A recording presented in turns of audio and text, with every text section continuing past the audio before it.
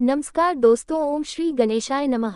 श्री हरि राधे राधे, हरे कृष्णा। आप सभी का दिन शुभ हो। आज हम सभी कार्तिक स्नान की कथाओं या महात्म्य से पहले रविवार की कथा सुनेंगे, जो कि सूर्यनारायण भगवान को समर्पित है। सभी प्रेम से बोलिए सूर्यनारायण भगवान की जय। प्राचीन कथा के अनुसार एक बार एक नगर में एक वृद्धा रहा करती थी। वह रविवार को नियम से घर आंगन को गोबर से लीपकर फिर भोजन तैयार करती और फिर सूर्यदेव को भोग लगाने के बाद ही खुद भोजन किया करती। ऐसा व्रत करने से उनका घर धन धान्य से भरा रहता था। हरि की कृपा से घर में किसी प्रकार का कोई भी दुख नहीं होता था। घर में सब कुछ आनंद मंगल था। इसी तरह कुछ दिन बीत जाने पर वह पड़ोसन, जिसकी गाय का गोबर वह वृद्धा लाया करती थी, वह विचार करने लगी कि यह बूढ़ी माई हमेशा मेरी गाय का गोबर ले जाती है। ये सोचकर एक दिन उसने अपनी गाय को घर के अंदर बांध दिया। फिर तो वह हर दिन ही अपनी गाय को घर के भीतर बांधना शुरू करने लगी। इधर गोबर न मिलने पर बूढ़ी माई रविवार के दिन अपने घर को लीप नहीं पाए, इसलिए ना उन्होंने भोजन बनाया, ना भगवान को भोग लगाया और ना ही खुद भोजन किया। इस तरह उन्होंने निराहार व्रत किया। सुबह से शाम, शाम से रात हो गई और वह बूढ़ी माई भूखी ही सो गई। फिर रात में भगवान ने उन्हें स्वप्न में दर्शन दिए और भोजन न बनाने और भोग न लगाने का कारण पूछा। तब बूढ़ी माई ने सूर्यदेव को बताया कि गोबर न मिलने के कारण आज वह भोजन नहीं बना सकी। तब भगवान भास्कर ने कहा कि माता, हम तुमको ऐसी गाय देंगे जिससे सभी इच्छाएं पूर्ण हो जाएंगी, क्योंकि तुम हमेशा रविवार को गोबर से लिपकर फिर भोजन बनाती हो, भोग लगाकर ही खुद भोजन करती हो, इसलिए मैं आपसे प्रसन्न होकर आपको वरदान देता हूँ। तब सपने में भगवान का ये वरदान पाकर जब बूढ़ी माई की आंख खुली तो देखा कि आंगन में तो एक बहुत सुंदर गाय और बछड़ा बंधे हुए हैं। गाय और बछड़े को देखकर वह खुश हो गई और घर के बाहर बांधकर उन्हें खाने को चारा डाल दिया। इधर जब पड़ोसन ने बूढ़ी माई के घर के बाहर बहुत सुंदर गाय और बछड़े को देखा तो ईर्ष्या से प्रेरित होकर उसका हृदय जल उठा और जब उसने देखा कि गाय ने तो सोने का गोबर दिया है तो वह गाय का सोने का गोबर उठाकर ले गई और अपनी गाय के साधारण गोबर को उसकी जगह रख दिया। वह रोजाना ऐसा ही करती रही और इधर सीधी साधी बूढ़ी माई को कानों कान इसकी खबर तक नहीं होने दी। एक दिन सर्वव्यापी ईश्वर ने सोचा कि चालाक पड़ोसन की वजह से वृद्धा ठगी जा रही है। तब एक शाम उन्होंने अपनी माया से बड़े जोर की आंधी ला दी। आंधी के डर से वृद्धा ने अपनी गाय को घर के भीतर बांध दिया। जब गाय ने गोबर दिया तो वह हैरान रह गई। फिर तो वह रोजाना अपनी गाय को घर के भीतर ही बांधने लगी। उधर पड़ोसन ने देखा कि गौ घर के अंदर बंधने लगी है और वह सोने का गोबर उठाने में कामयाब नहीं हो पा रही है, तो कुछ उपाय न देखकर एक दिन पड़ोसन ने राजा के महल में जाकर सारी बात बता दी। पड़ोसन ने राजा से कहा, महाराज, मेरे पड़ोस में एक वृद्धा के पास ऐसी गाय है जो आप जैसे राजाओं के ही योग्य है और वह गाय रोजाना सोने का गोबर देती है। आप सोने से प्रजा का पालन कीजिए। वृद्धा भला उस सोने का क्या करेगी? राजा ने यह बात सुनी तो सुनकर अपने दूतों को वृद्धा के घर जाकर गाय लाने की आज्ञा दी। वृद्धा सुबह सुबह ईश्वर को भोग लगाकर भोजन ग्रहण करने ही जा रही थी, तभी राजा के सेवक गाय खोलकर ले गए। ये देखकर वह बहुत रोई चिल्लाए, लेकिन कर्मचारियों ने एक न सुनी। उस दिन फिर वृद्धा गाय के वियोग में भोजन न कर पाए और रात भर रो रो कर भगवान से गाय को पुनः पाने की प्रार्थना करती रही। वहीं दूसरी ओर राजा गाय को देखकर बहुत प्रसन्न हुआ और सुबह जैसे ही वह उठा तो सारा महल गोबर से भरा दिखाई दिया। राजा ये देखकर घबरा गया। भगवान ने रात में राजा को स्वप्न में कहा, हे राजा, गाय वृद्ध को लौटा देने में ही तुम्हारी भलाई है। रविवार के व्रत से प्रसन्न होकर मैंने उस वृद्धा को ये गाय दी थी। सुबह होते ही राजा ने वृद्धा को बुलाकर बहुत सारा धन देकर सम्मान सहित गाय और बछड़ा उसे वापस कर दिया। इसके साथ ही पड़ोसन को बुलाकर उचित दंड भी दिया। ऐसा करने से राजा के महल की गंदगी दूर हो गई और उस दिन राजा ने नगर वासियों को आदेश दिया कि अपनी समस्त कामनाओं की पूर्ति के लिए वे सभी रविवार का व्रत रखा करें। और जब प्रजा ने रविवार व्रत का पालन करके कथा का श्रवण किया तो उन सभी के घर में सुख समृद्धि धन के भंडार भर गए। ऐसी है रविवार व्रत की महिमा। बोलिए सूर्य नारायण भगवान की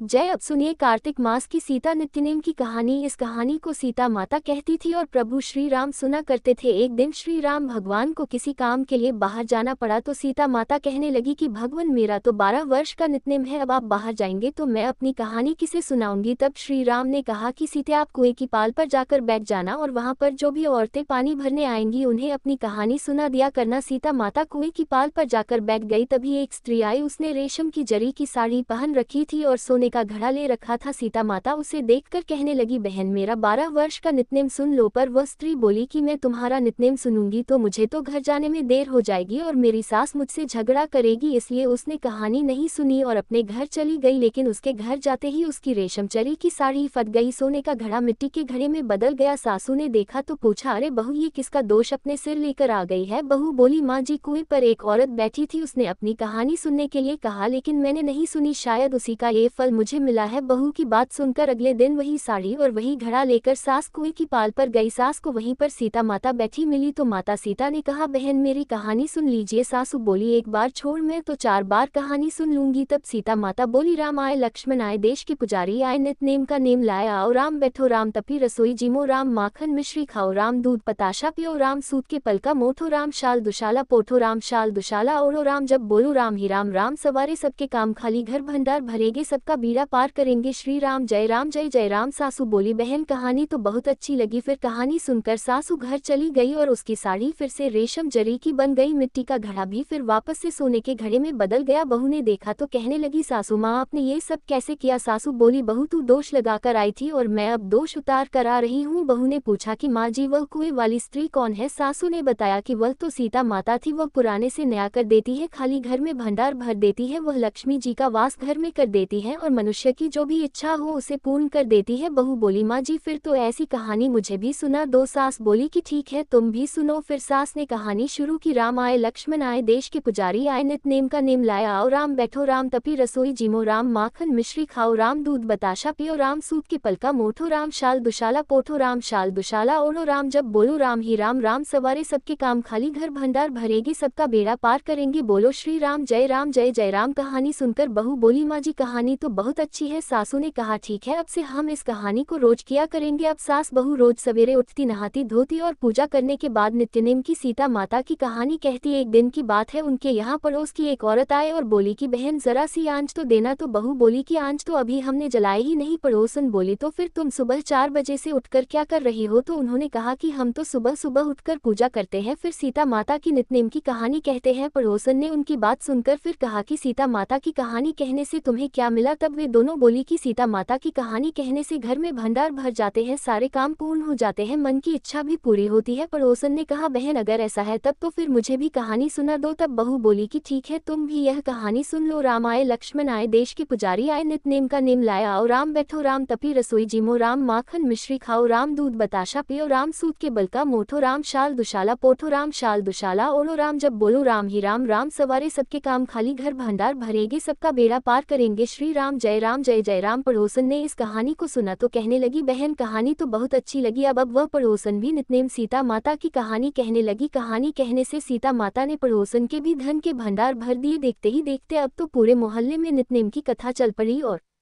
हर किसी की मनोकामना पूर्ण होने लगी है। सीता माता जैसे आपने उन सभी के भंडार भरे वैसे ही हमारे भी भरना। कहानी कहने वाले, सुनने वाले और हुंकार भरने वाले सबके भरना। सभी प्रेम से बोलिए सीता मैया की जय। अब सुनिए कार्तिक मास की पीपल पथवारी की कहानी। एक बार की बात है, एक गुजरी थी, उसने एक दिन अपनी बहू से कहा कि बहू तू दूध दही बेच कर आ। तो बहू पास के गाँव में दूध दही बेचने गई। कार्तिक का महीना था, वहाँ पर सभी औरतें पीपल सींचने आती थी तो वह भी बैठ गई और औरतों से पूछने लगी कि तुम क्या कर रही हो? औरतों ने बताया, हम तो पीपल की पतवारी सींच रही हैं। तब उसने पूछा, इससे क्या होता है? औरतों ने जवाब दिया कि इसके करने से अन्न धन मिलता है, वर्षों का बिछड़ा हुआ पति मिलता है। उस गुजरी ने कहा, तुम तो पानी से सींच रही हो, मैं दूध दही से सींचूंगी। ऐसा कहकर गुजरी की बहू ने सारा दूध दही पीपल की जड़ में डाल दिया और वह खाली हाथ घर गई। घर जाकर उसकी सास ने उससे कहा कि तूने दूध दही बेचा है तो लाकर पैसे दे, लेकिन बहू ने कह दिया कि माँ जी पैसे बाद में मिलेंगे। अब तो उसकी सास रोज उससे पूछती कि दूध दही बेचकर पैसे लाकर दे, तो उसने कहा, माँ जी जब कार्तिक का महीना पूरा हो जाएगा तब लाकर दूंगी। और इस तरह एक एक करके कार्तिक का महीना पूरा हो गया। पूर्णिमा के दिन गुजरी पीपल पतवारे के पास धरना लेकर बैठ गई और रोने लगी। उसे रोते देखकर पीपल ने पूछा, तू यहाँ बैठकर क्यों रो रही है? तब बहू ने कहा, मेरी सासू दूध दही के बदले आज मुझसे पैसे मांगेगी। तो पीपल ने कहा, मेरे पास पैसे नहीं है, ये पत्थर डंडे पान पत्ते पड़े हैं, ये ले जा और गुल्लक में रख देना। बहू घर पहुंची और उसने पीपल के बताए अनुसार ही किया। सासू माँ ने उसे देखा तो फिर पूछा, बहू आज तो पैसे लाई है ना? तो गुजरे ने कहा, माँ जी मैंने गुल्लक में रखे हैं। तब सास ने गुल्लक खोल कर देखा तो देखकर हैरान रह गई कि उसमें तो हीरे मोती जगमगा रहे हैं, पत्थर डंडे और पत्तों का धन हो गया था। सासू बोली, बहू इतना पैसा कहाँ से लेकर आए हो? बहू को विश्वास नहीं हुआ, आकर देखा तो क्या देखती है, बहुत सारा धन पड़ा है। तब बहू ने कहा, सासू जी मैंने तो एक महीना दूध दही से पीपल की पतवारी में सींचा था और मैंने उससे धन मांगा तो उसने मुझे पत्थर डंडे पत्ते दे दिए थे जो मैंने गुल्लक में रख दिए थे और वह हीरे मोती बन गए। अब तो सासू ने कहा, बहू तब तो अब की बार मैं भी पतवारी सींचूंगी। सास दूध दही तो बेच आती और हांडी धोकर पीपल पथवारी में रख देती और बहू से घर आकर कहती, बहू चल अब तू मुझसे पैसे मांग। तो बहू कहती, माँ जी कभी बहू भी सास से पैसे मांगती है क्या? तो सासू कहती, तू मुझसे पैसे मांग। तो बहू ने सास से कहा, माँ जी दूध दही बेचकर आए हो, पैसे दो। सासू बोली, बहू कार्तिक का महीना पूरा होगा तब तुम्हें पैसे दे दूंगी। अब इधर कार्तिक का महीना पूरा हुआ तो सासू जी अपनी बहू के कहे और करे अनुसार पीपल पथवारी पर जाकर धरना लेकर बैठ गई। तो पीपल ने डंडे पत्ते पान भाटे उसे भी दे दिए और कहा, ले जाकर गुल्लक में रख देना। अब सास घर पर आई तो सास ने अपनी बहू से कहा, बहू मुझसे पैसे मांगो। बहू ने फिर से सास से पैसे मांगे तो सासू बोली, बहू गुल्लक में रखे हैं, जाकर देख लो। अब बहू ने जब खोलकर गुल्लक देखी तो उसमें तो कीड़े मकोड़े चल रहे थे। बहू ने अपनी सास से कहा, मां जी यह क्या है? तो सास देखकर बोली कि पीपल पथवारी ने तुझे तो अन्न धन दिया और मुझे कीड़े मकोड़े दे दिए। तब सभी कहने लगे कि बहू तो सच से सींचती थी और सासू जी धन की भूखी थी तो धन की भूख से सींचा करती। इसलिए हे पवारी माता, जैसे आपने बहू को दिया वैसा सबको देना, लेकिन जैसा सासू जी को दिया वैसा किसी को भी मत देना। सभी प्रेम से बोलिए पटवारी माता की जय। अब सुनिए आज का महात्म्य। सूत जी के इस प्रकार कहने पर ऋषि आश्चर्य पूर्वक कहने लगे, हे सूत जी कितने आश्चर्य की बात है कि अदिति अग्नि में नहीं जली और न उसे इस बात का ही पता चला। तब सूत जी बोले, हे ऋषियों इसमें आश्चर्य की क्या बात है? जिन भगवान के स्मरण मात्र से समस्त संकट दूर हो जाते हैं उनका ध्यान करने वाले भक्त को भला कौन कष्ट दे सकता है। जब अग्नि शांत हुई तब भगवान विष्णु स्वयं अदिति के सामने प्रकट हुए और बोले, हे देव माता तुम्हारे इस कठिन तप से हम अति प्रसन्न हैं, आप इच्छित वरदान मांगिए। तब भगवान विष्णु को अपने सम्मुख साक्षात उपस्थित देखकर अदिति ने विनम्र भाव से भगवान की स्तुति करते हुए कहा, भगवान आपके स्मरण मात्र से समस्त क्लेश दूर हो जाते हैं और आपके चरण कमलों की सेवा करके भक्तजन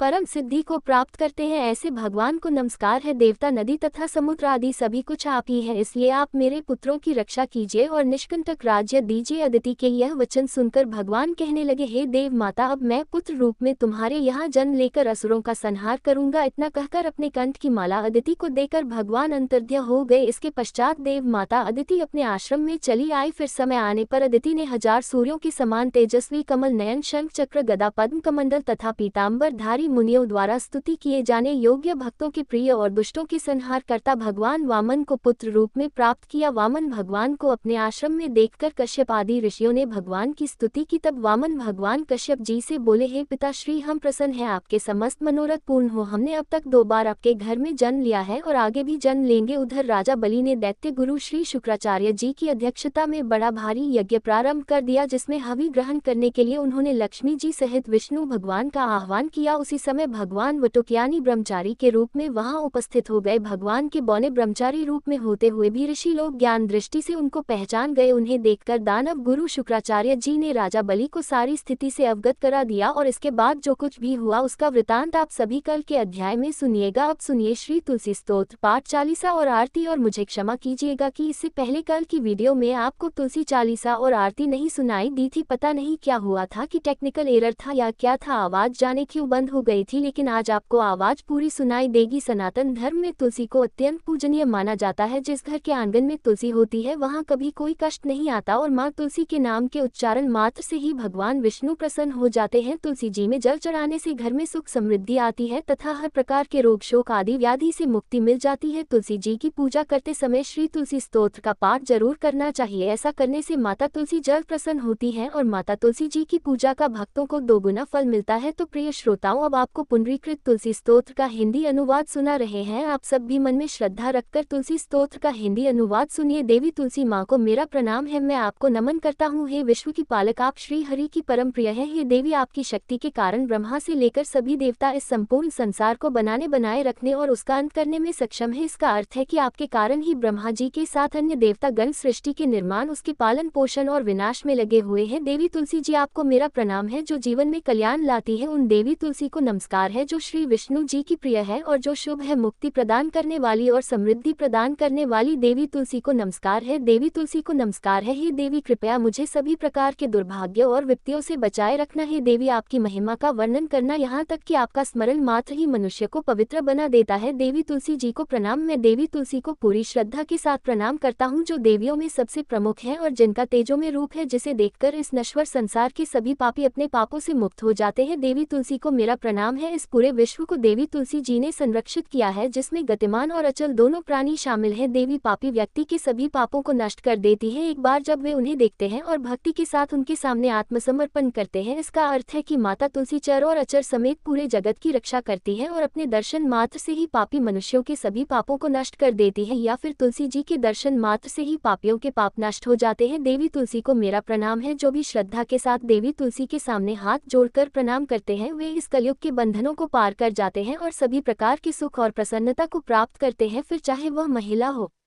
व्यापारी हो या अन्य कोई भी। जन्मी तुलसी को मेरा नमस्कार। देवी तुलसी के समान इस पृथ्वी पर और कोई देवता नहीं है। देवी विश्व को उसी प्रकार शुद्ध करती है जैसे वैष्णव भगवान विष्णु जी के संग से शुद्ध होते हैं। देवी तुलसी को मेरा प्रणाम। इस कलयुग में भगवान विष्णु जी के माथे पर तुलसी पत्र चढ़ाना भक्तों के मस्तक पर विष्णु जी के वरदान, कृपा और आशीर्वाद को हमेशा बनाए रखता है। इसका अर्थ है कि जो भी व्यक्ति इस कलयुग में भगवान श्री विष्णु जी के मस्तक पर तुलसी जी को अर्पित करता है उसके ऊपर हमेशा भगवान विष्णु जी का आशीर्वाद बना रहता है। देवी तुलसी को नमस्कार है। तुलसी जी में हमेशा सभी देवी देवताओं का वास रहता है, इसलिए इस संसार में तुलसी जी की पूजा करना सभी देवी देवताओं की पूजा के समान है। इसका अर्थ है कि तुलसी जी की पूजा से सभी देवों की पूजा संपन्न हो जाती है। देवी तुलसी को मेरा नमस्कार है। आप सब कुछ जानने वाली है और भगवान विष्णु जी के प्रिय है। अपने भक्तों को आप सभी प्रकार की समृद्धि प्रदान करती है। देवी कृपया मुझे सभी प्रकार के पापों से बचाएं। हे देवी तुलसी जी को नमस्कार है। पहले के समय में ये भजन बुद्धिमान पुंडरीक के द्वारा हर रोज भगवान श्री विष्णु जी की पूजा करते हुए उन्हें तुलसी के पत्तों से अलंकृत करते हुए गाया जाता था। देवी तुलसी जी को नमस्कार है, जिनके 16 नाम है। तुलसी श्री महालक्ष्मी, विद्या अविद्या, यशविनी, धर्म का अवतार यानी धर्मिया, धर्मान्ना देवी, देवी देव मन प्रिया यानी देवियों और देवों को प्रिय, लक्ष्मी जी के प्रिय सखी, देवी स्वर भूमि यानी पृथ्वी, अचला यानी स्थिर, चला यानी अस्थिर। देवी तुलसी के इन 16 नामों का भक्तगण पाठ करते हैं या महिमा गाते हैं। देवी के 16 नामों का पाठ करने वाले भक्त आसानी से श्रीहरि की भक्ति प्राप्त कर लेते हैं और अंत में भगवान विष्णु जी के चरण कमलों में स्थान प्राप्त करते हैं, जिन्हें मां तुलसी, पृथ्वी, महालक्ष्मी, कमल की स्वामिनी और श्री हरि की प्रिया के नाम से भी जाना जाता है। देवी तुलसी को मेरा नमस्कार है। देवी तुलसी की सखी तुलसी जी शुभ प्रदान करती है, पापों को दूर करती है और सभी को पवित्र बनाती है, पुण्य प्रदान करती है। आपको प्रणाम है। देवी तुलसी जिनकी प्रशंसा देवर्षि नारद द्वारा की जाती है और श्री नारायण की प्रिय है, उन देवी तुलसी को हम सबका बारंबार प्रणाम है। प्रेम से बोलिए तुलसी महारानी की जय। जय जय तुलसी भगवती सत्यवती सुखदानी। नमो नमो हरि प्रसी श्री वृंदावन खानी, श्री हरि शीश विरजनी देहु अम जन हिथे वृंदावनी। अब न कर विलम्ब, धन्य धन्य श्री तुलसी माता। महिमा अगम सदा श्रुति गाता, हरि के प्राण से तुम प्यारी, हर हेतु कीन हो तब भारी, जब प्रसन्न है दर्शन दीन हो तब कर जोर विनय उसकीन हो। हे भगवंत कंत मम होहु दीन जानी, जान छाड़ू छोहु सुनी, लक्ष्मी तुलसी की बानी। दीन हो श्राप कद पर आनी, उसे योग्य वर मानगन हारी, होहु बिटक तुम जड़ तनु धारी। सुनी तुलसी से ही श्रिप्यो तेह थामा, करहु वास्तु नीचन धामा। दियो वचन हरि तब तत्काला, सुनहु सुमुख जान, होहु बेहाला समय पायहु रूपाती तोरा। पूजा हास वचन सत मोरा, तब गोकुल मह गोप सुदामा तास सुभाई। तुलसी तू बामा कृष्ण रास लीला के माही, राधे शक्य प्रेम लख नहीं। दियो श्राप तुलसी तत्काला, नर लोकी तुम जन्महु बाला। यो गोप वह दानव राजा शंखचूर्ण नामक शिरताजा। तुलसी भसु की नारी परम सती, गुण रूपगारी असद्व कल्प बीती। जब गेहु कल्प तृतीय जन्म तब भयहु वृंदा नाम भयो। तुलसी को असुर जलंधर नाम, पति को करति द्वंद अतुल बलधामा। कीन्हा शंकर से संग्रामा, जब निज सैन्य सहित शिवहारे मरन तब हर हर ही पुकारे। पतिव्रता वृंदा नारी को न सके पति ही संगहारी, तब जलंधर ही भेष बनाए वृंदा। धग हरि पहुँचो जाय शिव हित लहकर, कपट प्रसंगा कियो सितत्व धर्म तो ही भंगा। भयो जलंधर कर संगहारा, सुनी और शोक उपारा। ते क्षण दियो कपट हरितारी, लख वृंदा दुख गिरा उचारी। जलंधर जस यो भीता, सोई रावण तस हर ही सीता। प्रस्तर सम हृदय तुम्हारा, धर्म अखंडी मम पते संहारा। यही कारण लह श्राप हमारा, होवे तनुपाषाण तुम्हारा। सुनी हरि तुरंत ही वचन उचारे, दियो श्राप बिना विचारे। लिख्यो ना निज करत दूत, पति को छलन चाहियो। जब पार्वती को जड़मती तू असो जड़ रूपा। जग में तुलसी बिटप अनुपा, धग रूप हम शाली ग्रामा। नदी गन की बीच ललामा, जो तुलसी दल हम चद है। सब सुख भोग परम पद पेय है, बिनु तुलसी हरि जलत शरीरा। अतिशय उत्तशीष उर्पीरा, जो तुलसी दल हरि सिर धारत। सो सहस्त्र घट अमृत दारत। तुलसी हरि मन रंज निहारी, रोग दोष दुख भंजन निहारी। प्रेम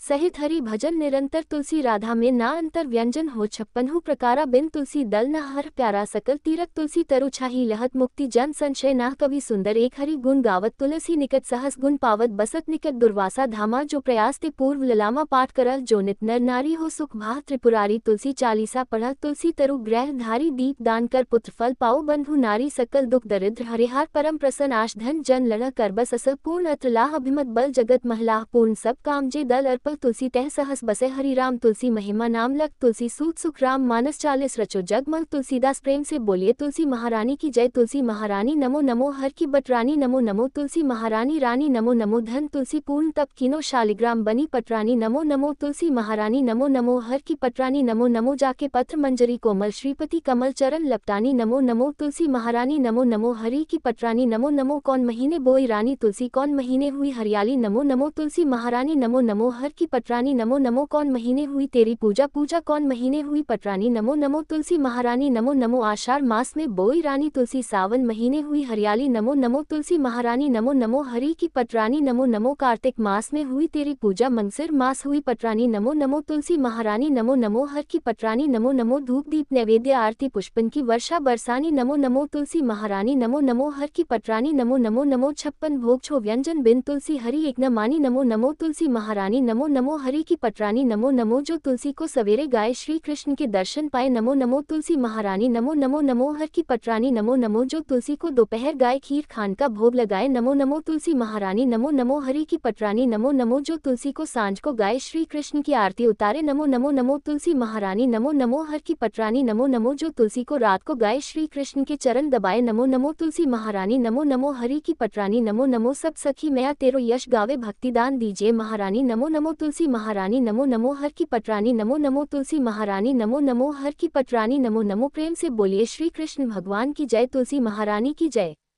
धन्यवाद।